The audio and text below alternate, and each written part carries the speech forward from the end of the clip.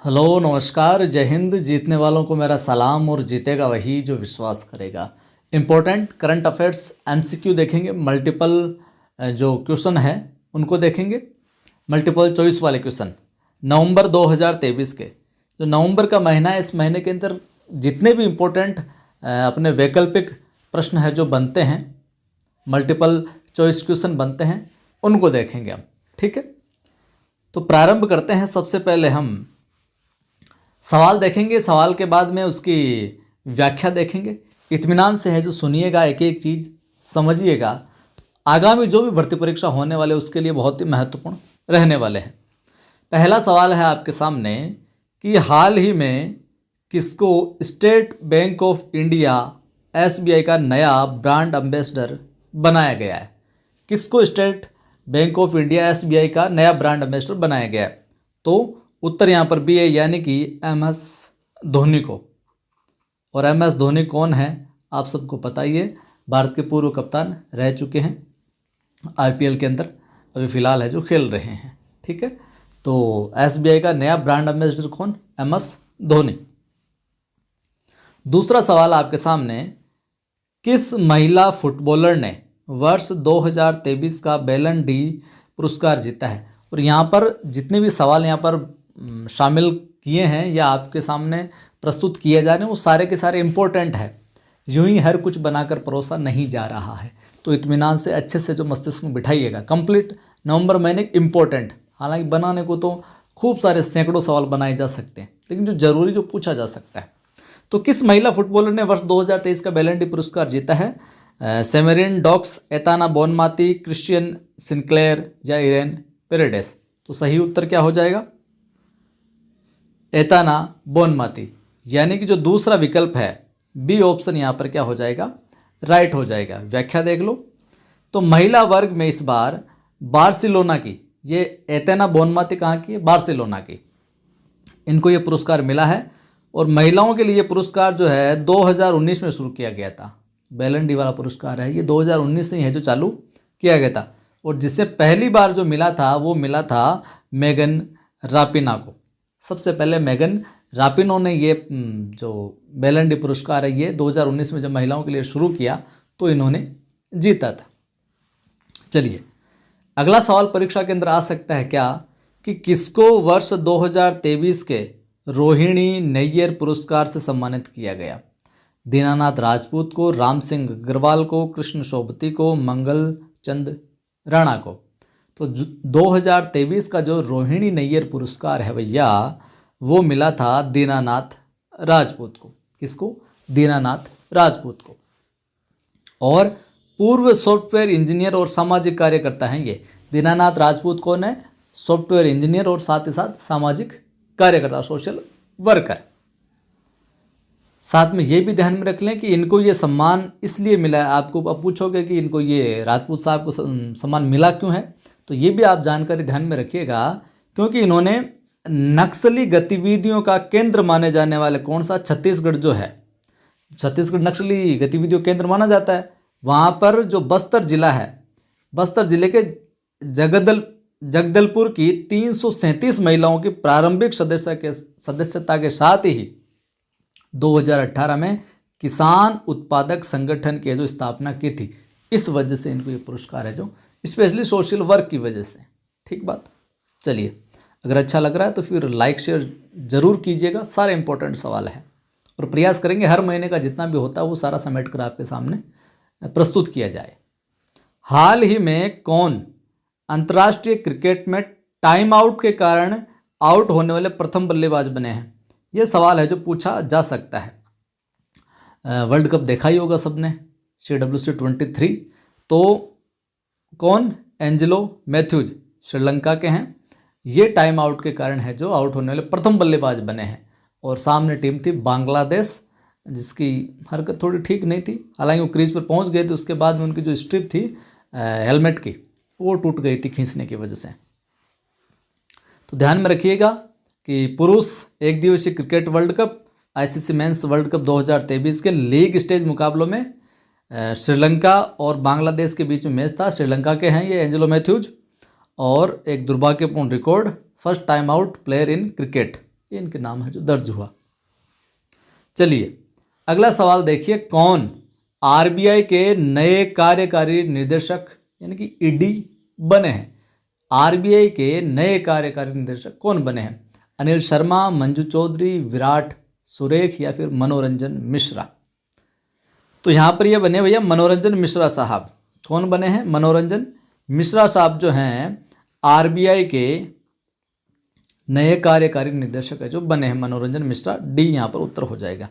तो देखिए हाल ही में रिजर्व बैंक ऑफ इंडिया मनोरंजन मिश्रा को प्रवर्तन विभाग, जोखिम निगरानी विभाग और बाह्य निवेश और संचालन विभाग के लिए अपना कार्यकारी निर्देशक है जो बनाया है, नियुक्त है जो किया, अपॉइंट किया है। साथ ही इस नियुक्ति से पहले, आरबीआई में नियुक्ति से पहले जो मिश्रा साहब अपने ये विनियमन विभाग में मुख्य महाप्रबंधक के रूप में जो कार्य कर रहे थे और इनके पास जो है आरबीआई में 3 दशकों से अधिक काम करने का जो अनुभव है साहब मिश्रा साहब को। चलिए सवाल आपसे पूछा जा सकता है क्या कि हाल ही में कौन भारत के पहले दलित मुख्य सूचना आयुक्त है जो बने हैं सीआईसी? देखिए भारत के पहले मुख्य सूचना आयुक्त पूछा जाए तो भी आपको ध्यान में रखना, और पहले दलित पूछ ले तो विशेष तौर से ध्यान में रखना है। हालांकि दलित वलित लोगों ने बांट दिया, लेकिन सारे के सारे इंसान है, सारे के सारे मानव है। लेकिन सवाल इस तरीके से बनने लगे, पहला दलित प्रधानमंत्री कौन था, पहला दलित राष्ट्रपति कौन था, यह शब्द जोड़ दिया जाता है और शब्द को जोड़कर है जो सवाल बना दिए जाते हैं। तो ध्यान में रखिएगा, कौन भारत के पहले दलित मुख्य सूचना आयुक्त बने हैं? कमल मेघवाल, जितेंद्र सैनी, हीरालाल सामरिया, पूर्ण बिजाड़ ने। बहुत अच्छा सवाल है और पूछा गया है, आगे भी पूछा जा सकता है, करंट का ज़बरदस्त सवाल है, ध्यान में रखिएगा। हीरालाल सामरिया को भारत का नया मुख्य सूचना आयुक्त है जो नियुक्त किया है। 63 वर्षीय 1985 बैच के आईएएस अधिकारी हैं। तो सीधा सीधा पूछे कि भारत का नया मुख्य सूचना आयुक्त, तो भी हीरालाल सामरिया, और ये पूछ ले शब्द लगा के, तो विशेष तौर से ध्यान में रखना है कि अब देखिए मान लो इनके बाद में किसी और को बना दिया जाए मुख्य सूचना आयुक्त, लेकिन सवाल आ जाए दलित किसको बनाया गया, तो प्रथम यही है। इस नियुक्ति के साथ ही वो भारत के पहले दलित मुख्य सूचना आयुक्त भी बने हैं। तो ये सवाल है जो अक्सर पूछा जाएगा आगामी परीक्षाओं में। इन्होंने यहाँ पर वाई के सिन्हा साहब का है जो स्थान है जो ग्रहण किया, लिया है, इनकी जगह आए हैं सामरिया साहब। अगला सवाल देखिए, किस हॉकी टीम ने वुमेन्स एशियन चैंपियंस ट्रॉफी 2023 का खिताब है जो जीता है? भारत ने, पाकिस्तान ने, मलेशिया ने या फिर जापान ने? किस हॉकी टीम ने जीता है ये वुमेन्स एशियन चैंपियंस ट्रॉफी 2023? तो सही उत्तर हो जाएगा भारत। किसने जीता है? भारत ने जीता है। व्याख्या देख लो, भारतीय महिला हॉकी टीम ने एशियाई चैंपियंस ट्रॉफी हॉकी का ये खिताब जीता है 2023 का। साथ ही भारतीय महिला टीम ने फाइनल जो मुकाबला था इसमें जापान को 4-0 से हराया था। तो विपक्षी टीम कौन सी थी? जापान। 4-0 से हराया, स्वर्ण पदक अपने नाम किया, और ये भारत का दूसरा महिला एशियाई चैंपियंस ट्रॉफी हॉकी जो खिताब था। कौन सा? दूसरा। भारत ने इससे पहले सिंगापुर में 2016 में अपना एशियाई चैंपियंस ट्रॉफी का खिताब जीता। इससे पहले जो 16 में हुआ था वो भी भारत ने जीता था। और वहीं जापान ने 2013 में और 2021 का विजेता है। जापान 13 में जीता, 21 में जीता, 23 में और 16 के अंदर है जो भारत विजेता रहा है। ध्यान में रखिएगा, अपनी नवसृजन क्लासेज नाम से एप्लीकेशन भी है, डिस्क्रिप्शन में लिंक मिल जाएगा। प्ले स्टोर पर जाकर आप सर्च करोगे क्या? नवसृजन। आगे और अभी सवाल ये सुन लो आप, सूचना नवसृजन क्लासेज। यहाँ पर जो आगामी नेट का एग्ज़ाम होने वाला है, नेट 2023 जो दिसंबर में देने वाले हैं, हिंदी की टेस्ट सीरीज लॉन्च की गई प्रैक्टिस, तो वो ज्वाइन कर सकते हैं। फर्स्ट ग्रेड का हिंदी का बैच भी चल रहा है, तो अपनी तैयारी को बेहतर बना सकते हैं। टू द पॉइंट चीज़ें हैं जो देखने को मिलेगी। तो सवाल है आपके सामने कि भारत में घरेलू नौकायन शुरू करने वाले पहले अंतर्राष्ट्रीय क्रूज लाइनर का क्या नाम है? तो कोस्टा सेरेना, जलवायवीय नाविक, इंडियन क्रूज एक्सप्लोरर और रॉयल भारत ओडिसी। तो भारत में घरेलू नौकायन शुरू करने वाले पहले अंतर्राष्ट्रीय क्रूज लाइनर का नाम क्या है भैया? उत्तर हो जाएगा कोस्टा सेरेना। Costa Serena. तो केंद्रीय बंदरगाह, जहाज रानी और जलमार्ग मंत्री सर्बानंद सोनोवाल ने 3 नवंबर 2023 को मुंबई में भारत में पहले अंतर्राष्ट्रीय क्रूज लाइनर कोस्टा सेरेना की घरेलू नौकायन का जो शुभारंभ यहाँ पर है जो किया है। ठीक बात, माफ कीजिए। अगला सवाल आपके सामने है। सवाल परीक्षा में आ सकता है कि वैश्विक सांस्कृतिक समझ के लिए 2023 का ब्रिटिश अकादमी पुस्तक पुरस्कार का विजेता है जो कौन रहा है। ये सवाल मैंने पहले भी आपको एक छोटा 1-2 मिनट का वीडियो बनाकर डाला था। तो कौन है? नंदिनी दास। नंदिनी दास को 2023 का वैश्विक सांस्कृतिक समझ के लिए ब्रिटिश अकादमी पुस्तक पुरस्कार मिला। वहाँ पर शायद पुस्तक लिखना भूल गया था मैं, जो 1-2 मिनट का वीडियो बनाया था उसमें। तो ब्रिटिश अकादमी पुस्तक पुरस्कार मिला है नंदिनी दास को। ये भारत में जन्मी लेखिका है और वैश्विक सांस्कृतिक समझ के लिए ब्रिटिश अकादमी पुस्तक पुरस्कार मिला है 2023 का। चलिए, अगला सवाल आपसे पूछा जा सकता है। वर्ल्ड कप क्रिकेट जो है सबने शायद देखा होगा अच्छे से।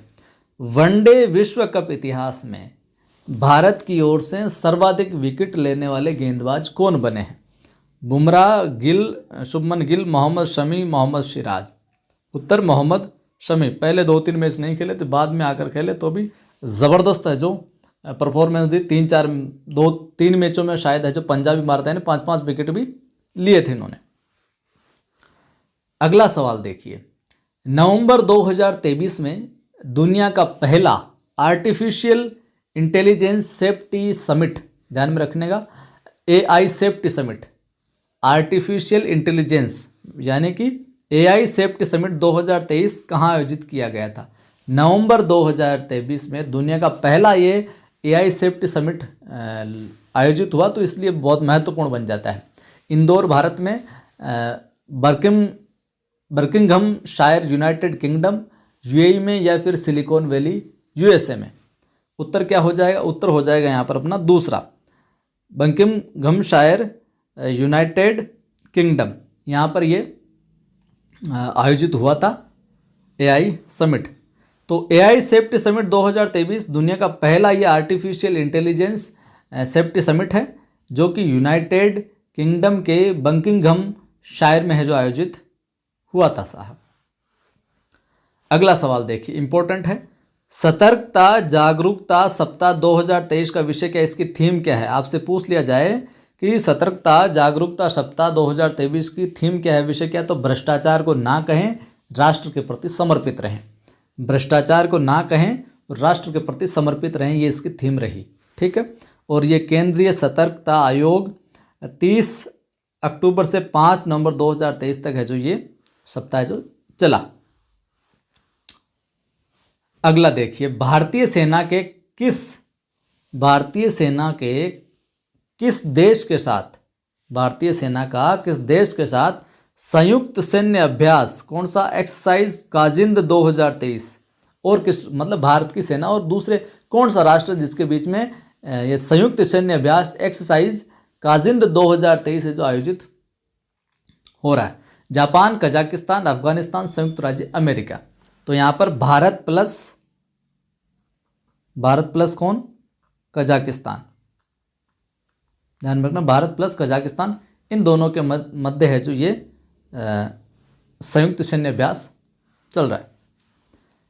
सवाल आपसे पूछा जा सकता है क्या कि राष्ट्रीय खेल 2023 में सर्वश्रेष्ठ महिला एथलीट की ट्रॉफी किससे प्राप्त हुई है?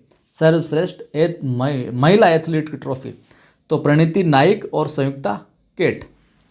ठीक है, ये तो महिला, इन दोनों को तो महिला एथलीट की ट्रॉफी मिली। और पुरुष में, जबकि जो श्रीहरि नटराज है, इनको पुरुष कैटेगरी में श्रीहरि नटराज को पुरुष एथलीट की ट्रॉफी मिली। तो प्रणीति नाइक, संयुक्ता केट अपने महिला कैटेगरी में, और पुरुष कैटेगरी में जो एथलीट है श्रीहरि नटराज, इनको ये मिली साहब। आपसे ये सवाल पूछा जा सकता है, इंपॉर्टेंट है। शतरंज में FIDE महिला ग्रैंड स्विस 2023 किसने जीता है? ये R Vaishali, Mohan Parashar, Alexander Frederick, Koneru Humpy. तो आर वैशाली ने। तो ये थे नवंबर महीने के कुछ इम्पोर्टेंट करंट के सवाल। यकीनन है जो ये आपके लिए उपयोगी साबित होगा वीडियो। अच्छा लगा है, अगर आपको पसंद आया कि ठीक है उपयोगी है अपने, तो लाइक कर दो वीडियो को। ज़रूर ज़रूर सभी ग्रुपों में सभी साथियों के साथ साझा भी किया करो वीडियो को, ताकि और साथी जुड़ेंगे उनकी भी मदद होगी। और पहली बार जो भी साथी देख रहा है चैनल को सब्सक्राइब करो, बेल आइकन पर क्लिक करो, यानी घंटे के निशान पर क्लिक करो और ऑल पर क्लिक कर लो, ऑल नोटिफिकेशन पर, ताकि जो भी वीडियो डाला जाए उसकी सूचना आपको मिलती रहे। डिस्क्रिप्शन में आपको टेलीग्राम का लिंक भी मिल जाएगा और अपनी एप्लीकेशन है फिर बता देता हूँ। ऐप का नाम है, प्ले स्टोर पर आप सर्च करोगे क्या, नवसृजन क्लासेज, नवसृजन क्लासेज सर्च करोगे तो यही लोगो मिल जाएगा। ऐप को इंस्टॉल कीजिए। यहाँ पर फ्री टेस्ट भी मैं डालता रहता हूँ। कॉलेज लेक्चर की टेस्ट सीरीज भी है हिंदी की, जो नेट दिसंबर में होने वाला है उसकी टेस्ट सीरीज भी डाली हुई है। 1000 से ज़्यादा सवाल वहाँ पर अपलोड होंगे। 34 टेस्ट, 45 प्लस टेस्ट अपलोड होंगे। 34 टेस्ट है जो ऑलरेडी अपलोड किए जा चुके हैं। तो ज़रूर अपने तैयारी को बेहतर बना सकते हैं। प्रैक्टिस से क्या होता है कि आपको कॉन्फिडेंस आता है। और फर्स्ट ग्रेड हिंदी का सुपर 100 बैच भी चल रहा है, तो उसको ज्वाइन करके भी आप अपनी तैयारी को बेहतर है जो बना सकते हैं। जय हिंद, फिर मिलता हूं।